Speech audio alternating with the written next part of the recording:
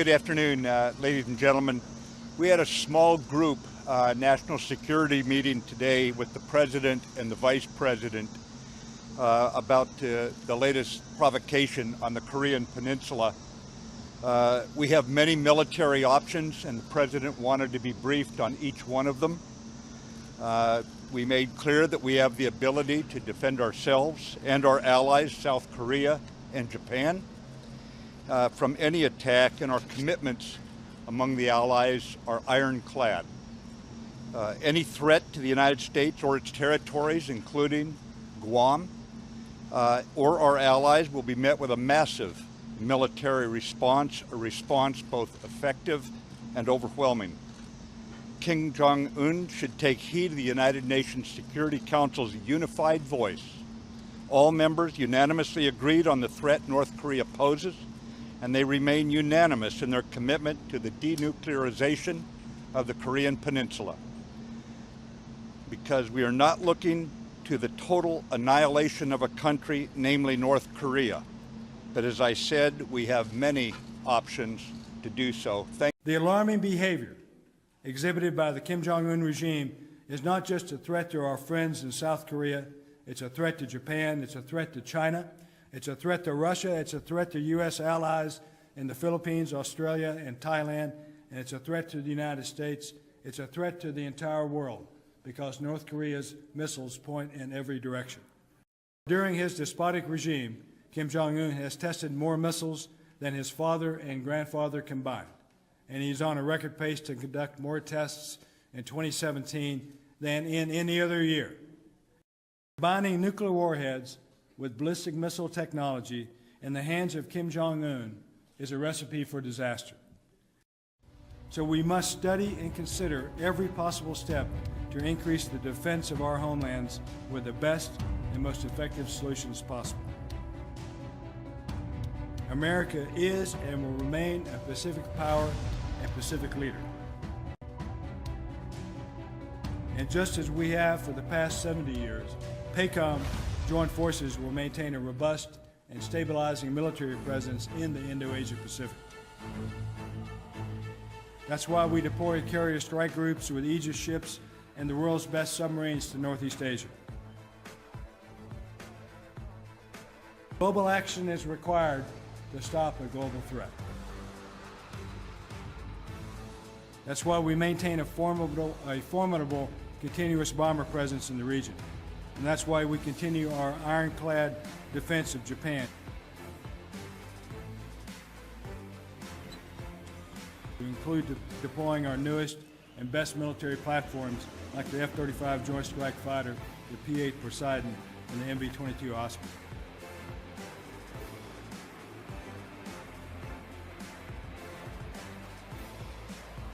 North Korea now has an intercontinental ballistic missile capability.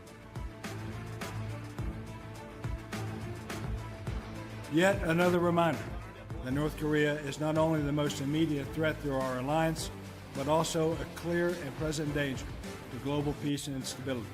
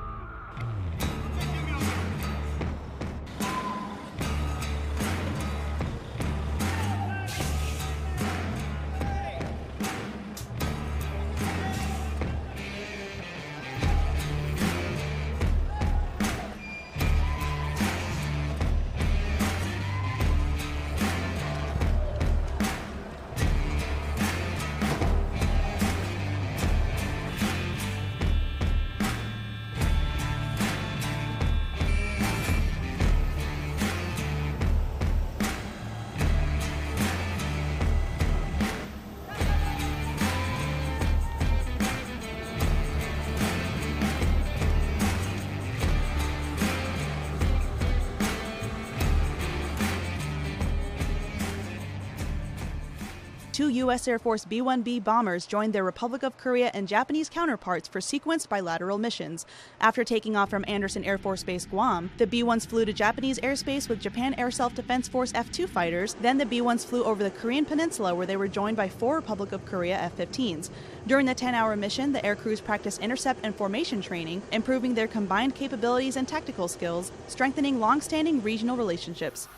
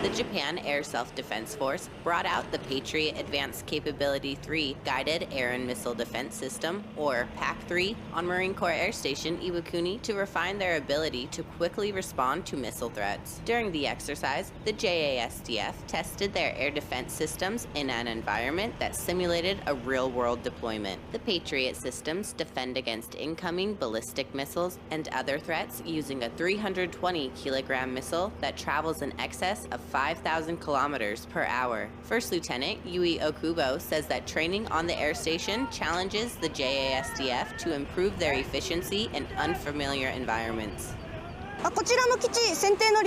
Selection of this place was planned by higher echelon, but rather than training at our own station, we can improve maneuver proficiency if we train at a different location. The U.S. and Japan are capable of defending themselves from all types of threats, and the exercise gave JASDF an opportunity to look at a potential area they could focus a response to adversaries. Both countries have robust ballistic missile capabilities and the ability to perform this mission. However, there is a tremendous amount of value in us being able to move those parts and pieces around, deploy and redeploy our forces and their forces to be ready to respond to any contingency.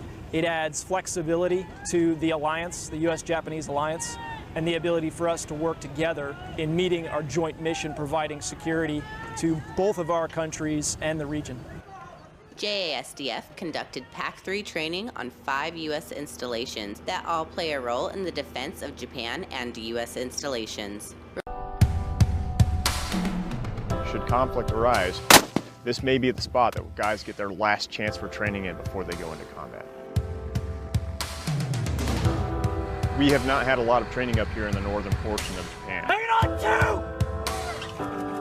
Allowing us an opportunity to build a continuing extended relationship with the Japanese government and the Japanese Ground Self-Defense Force, kind of allowing us to have a little bit more training opportunity and opening up some more maneuver space for our Marines to get some great training in.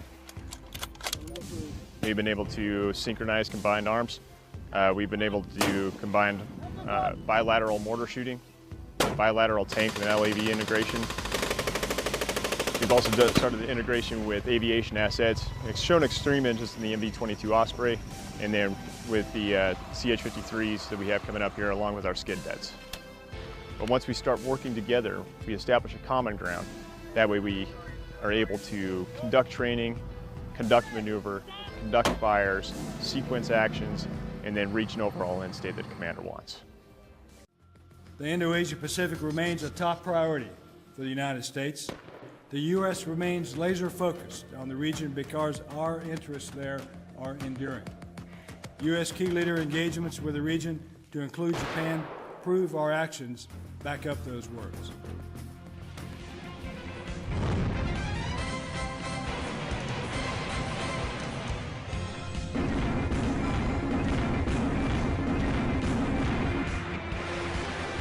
America is and will remain a Pacific power and Pacific leader.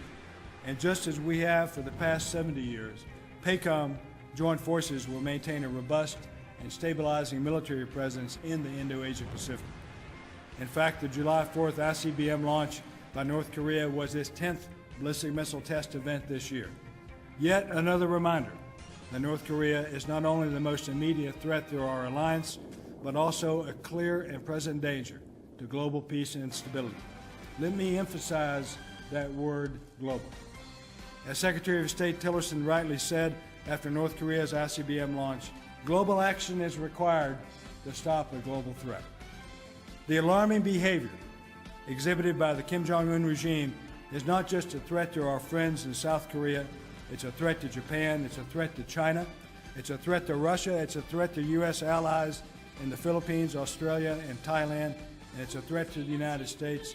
It's a threat to the entire world because North Korea's missiles point in every direction. And it's the reason that we call for all nations to implement far stronger economic sanctions against Pyongyang. Kim Jong-un is on a quest for nuclear weapons on the one hand and the means to deliver them intercontinentally on the other. Separate capabilities where he continues to make substantial progress. North Korea now has an intercontinental ballistic missile capability. That means North Korean missiles have the range to reach North America and Hawaii. While I don't know if those missiles can actually hit what they're aimed at, but like horseshoes and hand grenades, getting close is all that's needed when you're dealing with nuclear weapons. Now I want you to stop for a minute and really think about this.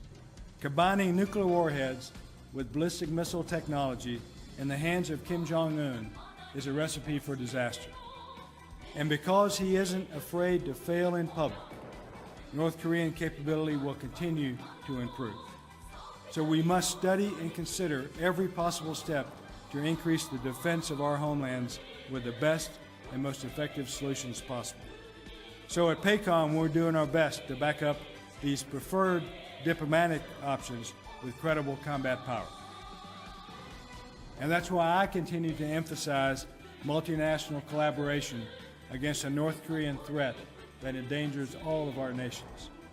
This includes increasing trilateral cooperation with the U.S., Japan, and South Korea.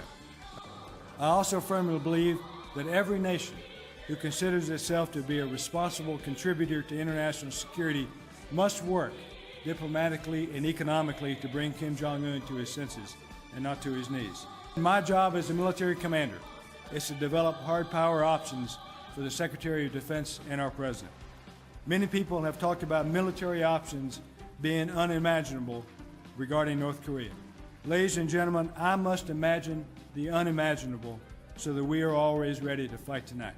And what is unimaginable is North Korean nuclear-tipped missiles delivered in Denver or in Juneau or in Honolulu or in Seoul or in Tokyo.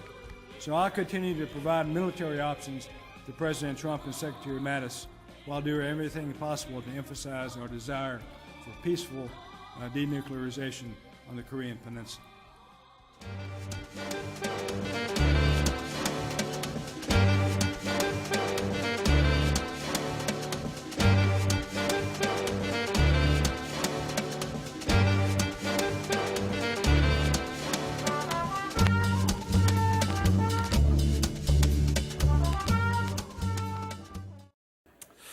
But what are you gonna do?